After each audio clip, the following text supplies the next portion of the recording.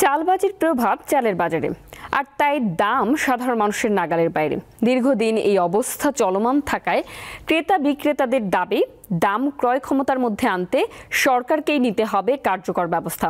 এদিকে বাজারে শীতের সবজি ও মাছের আমদানি ভালো হওয়ায় দাম কিছুটা নাগালের মধ্যেই রয়েছে। বেশ কিছুদিন ধরেই অস্থির চালের বাজার। 25 কেজির বস্তাতে মানভেদে বেড়েছে 400 টাকা পর্যন্ত, আর এতে অস্বস্তিতে ভোক্তারা।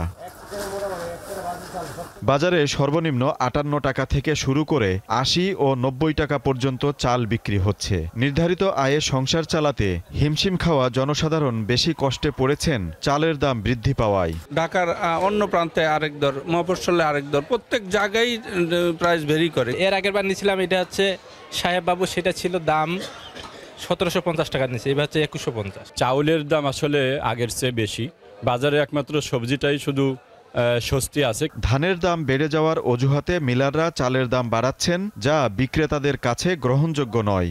বলছেন তারা, চালের দামের ঊর্ধ্বমুখী প্রবণতা ঠেকাতে কার্যকর ব্যবস্থা নিতে সরকারের প্রতি দাবি তাদের। ধান কিনে গোডাউন টু গোডাউন বিক্রি করে, মিলার টু মিলার বিক্রি করে, এই জন্য চালের দামটা অনেক বেশি। সিজন ওনারা ধানগুলা কিনে তারা গোডাউন করে নেয়, তাদের আন্ডারে বাজার নিয়ে যায়, তারাই বাজারে নিয়ন্ত্রণ করে। বেশি দাম না, আদিশালটাই 88 থেকে 76 পর্যন্ত আছে। ধানের দাম কতই আর বেশি, 1 কেজি চালের বাড়ছে আপনার 10 থেকে 12 টাকা। রাজধানীর কারওয়ান বাজারে পর্যাপ্ত মাছের সরবরাহ।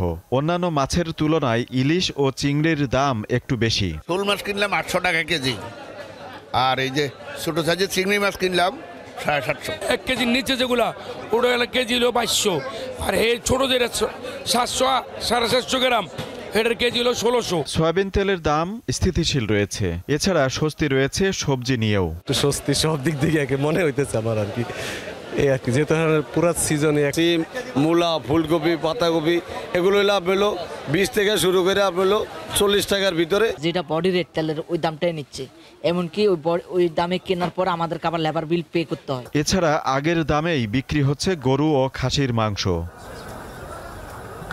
আজিজুল ইসলাম, দীপ্ত সংবাদ, ঢাকা।